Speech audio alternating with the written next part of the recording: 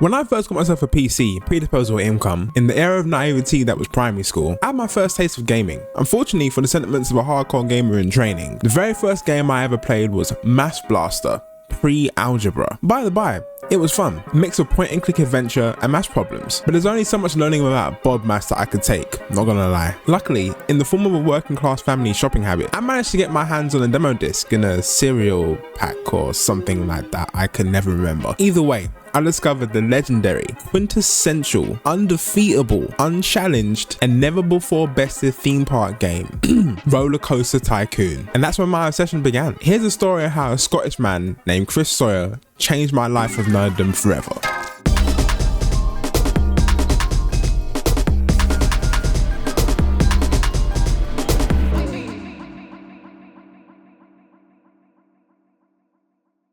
Now, considering I never played many games before, outside of visiting my friends' houses for occasional goes on their Game Boys, and even a cheeky Sega Game Gear session, I never had anything to myself. Now though, I had an opportunity to jump into a world of creation, including lift hills, helixes, and best of all, cotton candy stands shaped like nightmares. Yeah. To those of you that don't give a rat's ass about management games, leave. Now, get out. I don't want you here. Bruh. Nah, I'm playing, but generally, Rollercoaster Tycoon is a game involving two levels of gameplay, each equally as riveting as each other if you're under the age of 10, with a lack of comprehension regarding how economics works. Number 1, management. Management involves the intricate details of fine-tuning your entrance, ride, and concession rates, hiring and firing staff members from entertainers to engineers, checking the happiness of your park visitors, and most important of all, keeping track of your finances, giving you the ability to run yourself into severe loan debt.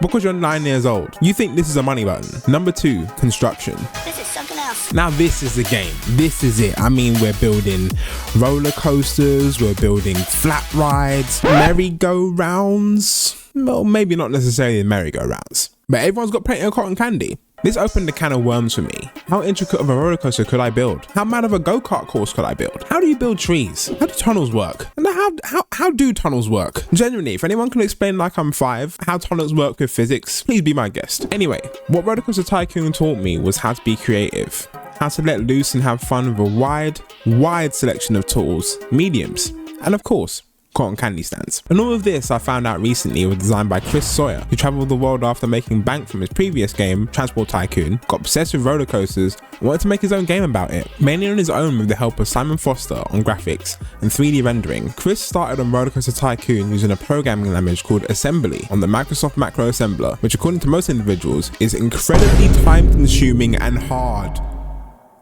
But what it led to was one of the most historically well optimized games of all time. If you want to learn more, check out this video by Tech Stories. What a thumbnail. Link in the description. So, Rollercoaster Tycoon's cool. I went and bought Rollercoaster Tycoon 3, played it obsessively with my best friend, building impossibly tall coasters and pretending to be on them in his living room. I started playing other theme park management builder games like Theme Park World, Planet Coaster, and the recent Park Beyond. But what it really inspired me to do recently was start visiting real life parks again. When I was younger, my parents took me to Alton Towers. I was too short for most of the rides. Disneyland Paris, again, same issue, except this time I was waiting 40 minutes with their coats and crying outside.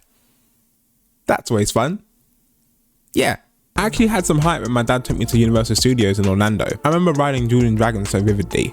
RIP. Disneyland's got nothing on Universal though. Sorry. Lol. And of course, throughout most of my teenage years, I avidly visited Thorpe Park. Thorpe is something else, a park built on an island of a former estate in the middle of flippin' Staines, where Ali G lives. Respect. I used to go often during secondary school for school trips, and those memories running around with my mates for hours at a time, trying to get on Colossus and Nemesis Inferno, they give me a nostalgia walk. However, I'm an individual with what the scientific populace of the world called hyperfixation. I did it with games, I did it with building keyboards, PCs, I even did it with collecting fragrances. You can say I get a bit obsessed with things.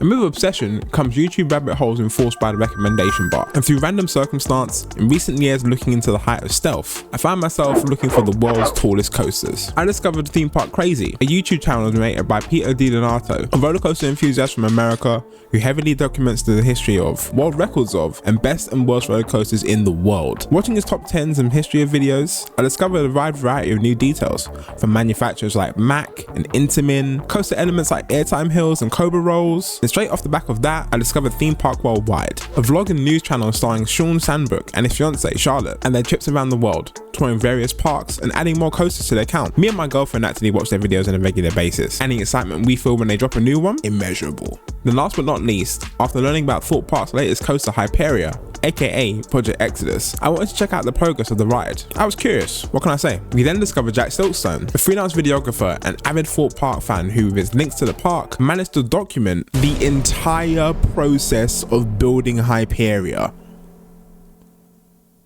Everything from the first support to the outer banking airtime hill to the dive loop and the UK record breaking topping of the 236-foot lift hill. Me and my girlfriend watched over 60 weekly, kinda, well, if Jack had the time, no shade dude, videos of development, and considering our second ever trip together to Thorpe was coming up in September, the hype was building strongly. And all this nerdy shiznit, all this research, all this looking into things, it started from one demo disc I got as a kid back when I was eating Cocoa Pops and I played on my Windows 98 computer. Who'd have thunk it?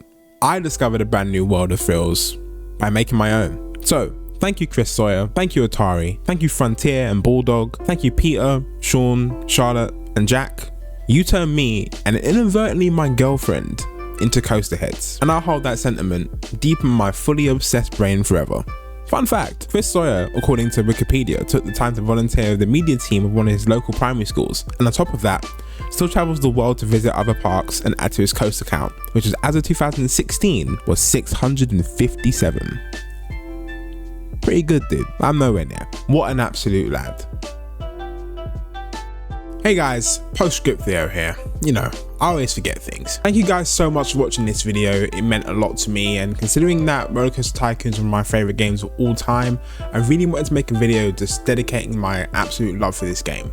If you guys love what you watched, give me a like and remember to subscribe and hit the notification bell. It's going to help out a lot with all the upcoming videos that I have to show you guys. Again, thanks for coming along. Click down somewhere, anywhere, whenever I get some videos popping up, and I hope to see you guys soon. I'll catch you in a bit. Peace out guys. Bye.